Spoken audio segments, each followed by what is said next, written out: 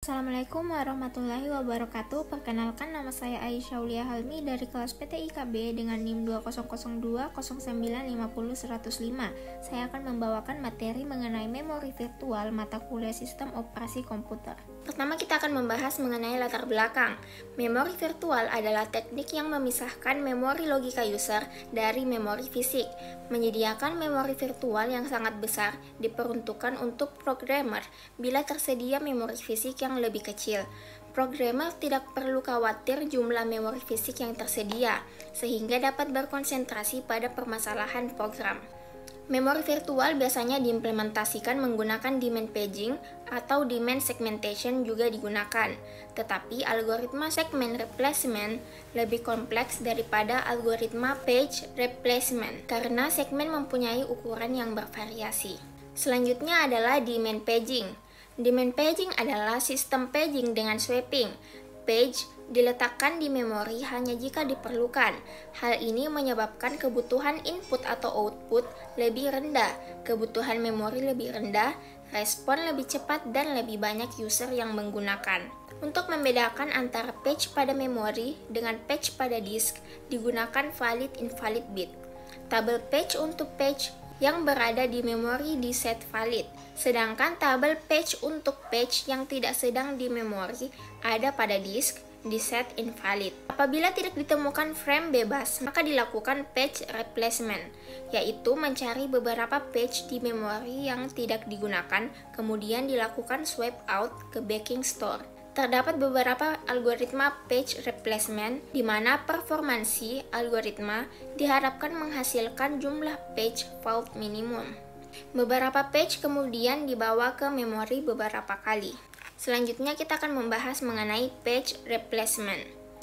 Page replacement diperlukan pada situasi di mana proses dieksekusi perlu frame bebas, tetapi tidak tersedia frame bebas. Sistem harus menemukan satu frame yang sedang tidak digunakan dan membebaskannya. Untuk membebaskan frame dengan cara menulis isinya untuk ruang swap dan mengubah tabel page dan tabel lain yang menunjukkan page tidak lagi di memori. Kemudian kita membahas algoritma page replacement. Terdapat beberapa algoritma page replacement. Setiap sistem operasi mempunyai skema yang unik. Algoritma page replacement secara umum diinginkan yang mempunyai rata-rata page fault terendah. Algoritma dievaluasi dengan menjalankannya pada string tertentu dari memori reference dan menghitung jumlah page fault. String yang mengacu ke memori disebut reference string atau string acuan. String acuan dibangkitkan secara random atau dengan menelusuri sistem dan menyimpan alamat dari memori acuan. Untuk menentukan jumlah page fault untuk string acuan dan algoritma page replacement tertentu, harus diketahui jumlah page frame tersedia juga harus diketahui.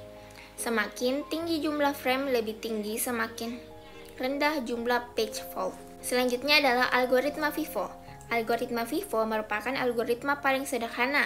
Algoritma FIFO diasosiasikan dengan sebuah page bila page tersebut dibawa ke memori. Bila ada suatu page yang akan ditempatkan, maka posisi page yang paling lama akan digantikan. Algoritma ini tidak perlu menyimpan waktu pada saat sebuah page dibawa ke memori.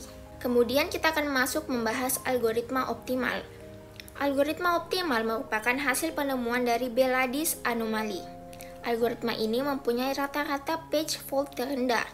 Algoritma optimal akan mengganti page yang tidak akan digunakan untuk periode waktu terlama. Algoritma ini menjamin rata-rata page fault terendah untuk jumlah frame tetapi sulit implementasinya. Selanjutnya kita masuk pada pembahasan algoritma least recently used atau LRU. Algoritma LRU merupakan perpaduan dari algoritma FIFO dan optimal. Prinsip dari algoritma LRU adalah mengganti page yang sudah tidak digunakan untuk periode waktu terlama.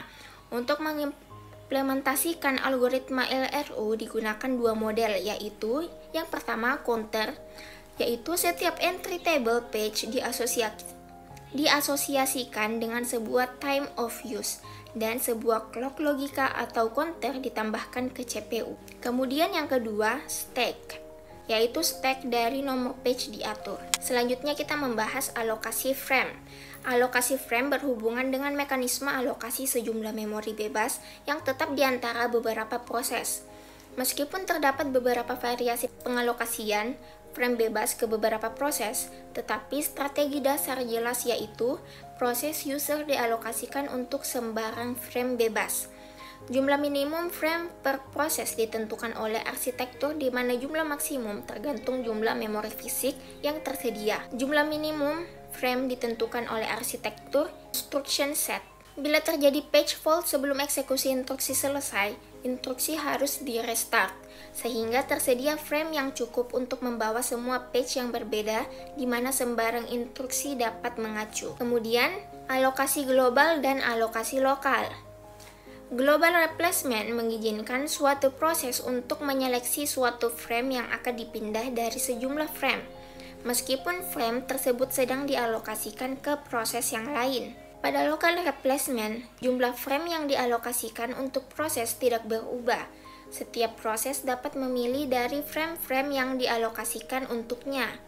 Permasalahan pada global replacement adalah proses tidak dapat mengontrol rata-rata page fault. Sejumlah page pada memori untuk sebuah proses tidak hanya tergantung pada perilaku paging untuk proses tersebut, tetapi juga perilaku paging untuk proses yang lain.